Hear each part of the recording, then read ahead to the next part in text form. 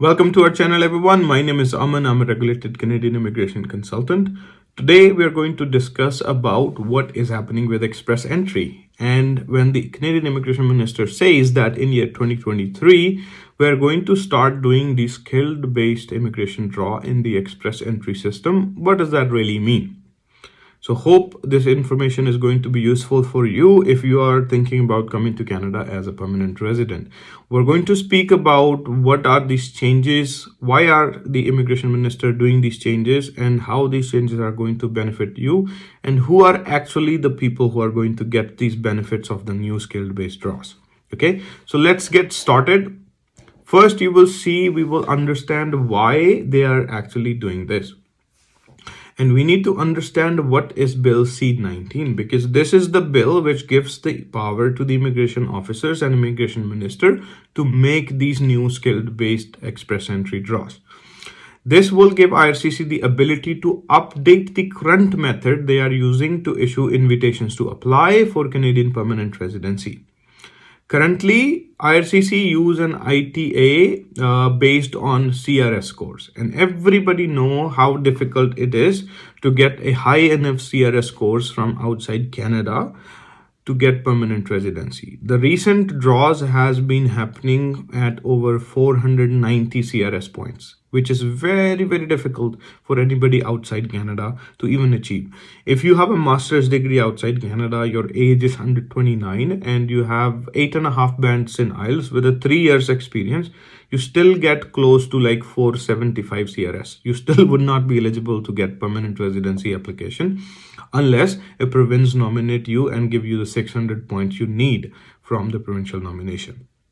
At the moment, express entry uses 3 classes of immigrants to give them nomination. Canadian experience class, which is probably the class where most of these nominations are happening, because when you are in Canada and you already have 1 year minimum experience within Canada in NOC 0AB, now it's going to be tier 0, 1, 2, 3.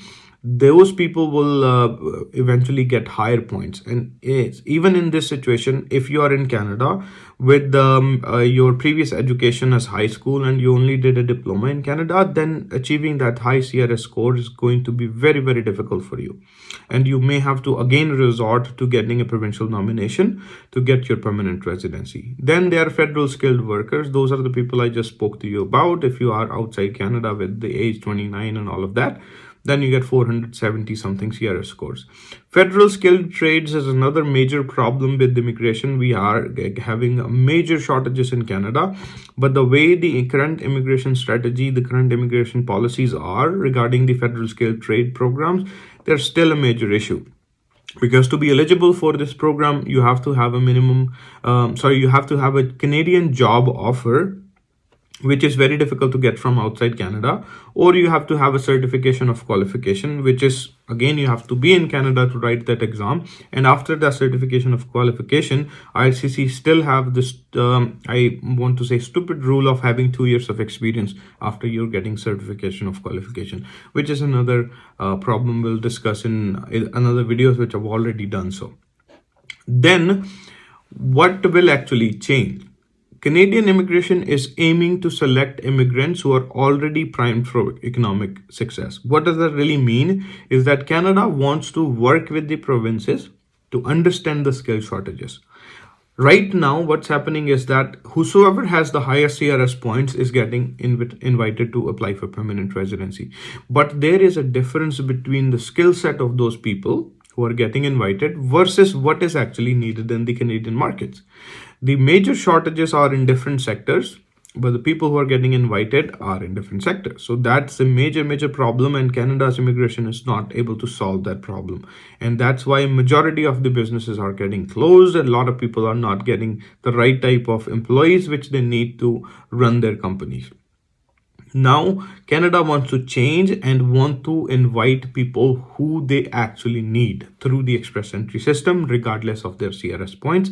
Very likely you will see that people who are highly in demand but still have very low CRS scores but still qualify for the minimum requirements of the program will start getting the invitations.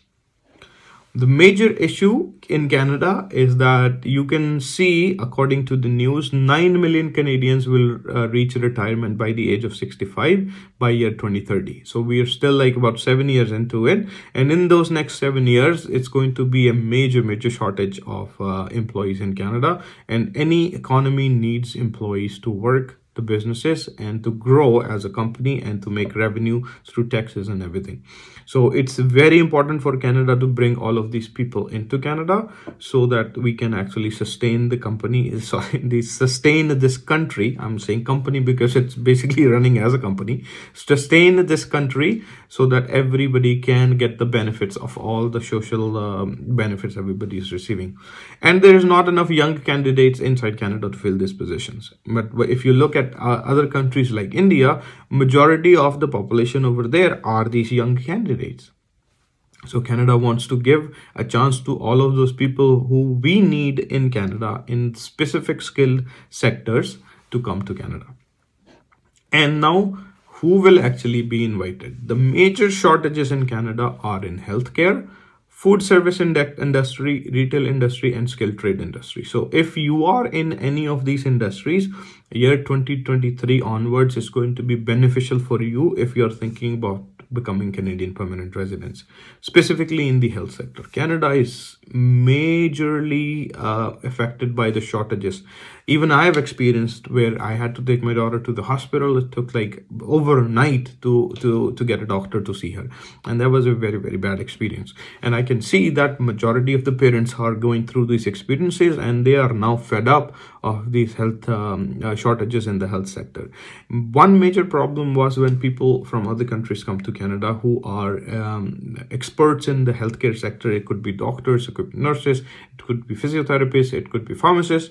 They were have to go through the loops of getting their licenses in Canada, and sometimes that could take years and years before they can even start practicing in Canada. So immigration minister and the minister of employment in Canada, they're working together to change that system and make it faster for the healthcare workers to come to Canada and get their licenses faster so they can start working in Canada as a licensed practitioners. So that's going to work hand in hand. It's going to be easier for medical professionals to come to Canada and join the workforce here. So if you are in any of these four sectors, it's going to be beneficial for you. If you're thinking of applying for permanent residency, reach out to us, reach out to any good immigration consultants or lawyers.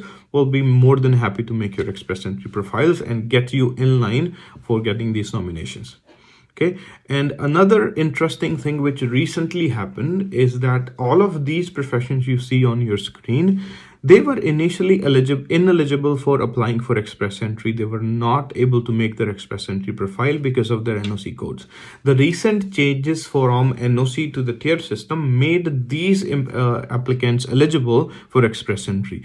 And you can guess why the immigration minister and immigration officers have made these people eligible, because this is where the shortages are. So if you are working in any of these sectors, I'm going to go read them for you. You will be more or less likely to get an invitation from express entry. Get your express entry profiles ready, get your documentations ready, because 2023, these are the people who will be getting their nominations through the skilled based draws. First one is payroll administrators, then dental assistants and dental laboratory assistants. Then we got nurse aide, order line, and patient service associate. This is a major problem in Canada where the hospitals are struggling. So if you are in any of these professions, you will be getting nominations in 2023. Then pharmacy technical assistants and pharmacy assistants. Make sure that you understand that if you want to become a pharmacist in Canada, you need a provincial license. But for pharmacy assistants and pharmacy technicians, the licensing requirement is very less, and you may be able to get a job from even outside Canada. Then elementary and secondary school teacher assistant. This is another problem. It's a very interesting situation happens that a lot of clients who reach out to us are in these professions. But since in Canada, you need to be a licensed teacher to join this profession, it becomes very hard for people from outside Canada to get these jobs and be eligible for the nominations. But now they are going to start giving these nominations to people so they can come to Canada and then get their licenses and get their jobs in Canada. sheriffs and bailiffs. I'm not pretty sure that a lot of people who are working in these kind of professions outside Canada would be able to apply directly, because these kind of jobs you would have to get when you are inside Canada. Then correctional services officers, same story. The bylaw officers and other regulatory officers, again, more or less you would have to be here to get these jobs. Then we go to residential and commercial installers and services. This is again in the skilled trade industry. Every year, over 450,000 people come to Canada to become permanent resident. So there is a huge requirement of building more and more houses. And these are the people who will be helping in that process. And when things get bad, things breaks down, these are the people who will come and fix these equipments working in the Canadian homes. Then we are going to pest controllers and fumigators, other repairs and services, again, skilled trades, wherein many different trades are going to be coming into Canada. Transport truck drivers. This is very interesting. Initially, this was not a part of the express entry system, and Canada has a major shortage of truck drivers. So that's why they are now introducing the truck drivers into the express entry system. You will be able to get your nominations through express entry. Bus drivers, subway operators, other transit operators, again, similar situation. Drivers are required, and if you are capable of handling the heavy equipment. These are not drivers who are just driving cars, because for that Uber has taken over that industry and maybe have ruined it for people who want to come to Canada as a driver. Heavy equipment operators, and then aircraft assemblers and aircraft assembly inspectors. So if you are in any of these positions, if you are working in any of these occupations, or you are in healthcare, food service industry, retail industry, skilled trade industry, make your express entry profiles. You will very likely be able to get a nomination next year. If you have any questions about immigration, if you have anything you are not sure about, always reach out to an immigration consultant or an immigration lawyer, because it's always best to make the application, the right application the first time. If you make a big mistake in your application the first time, it's not going to be easier for you to correct it, because immigration is relentless and they do not want to give time to anyone. There are hundreds of thousands of people who apply for Canadian immigration every year, and Canadian immigration is already struggling with major shortages of employees. We are having major issues where we have seen immigration minister explaining that their system assigned 54,000 applications to inactive employees. So you can see that these problems are going to continue to happen. But if you make a good application the first time, the likeliness of you getting an invitation, the likeliness of you getting a permanent residency is going to get very, very high. So now, if you like the contents of the video, please hit the like button, subscribe to the channel, and we will be very happy to make sure that everyone who's watching these videos from our channel is getting the right information regarding immigration.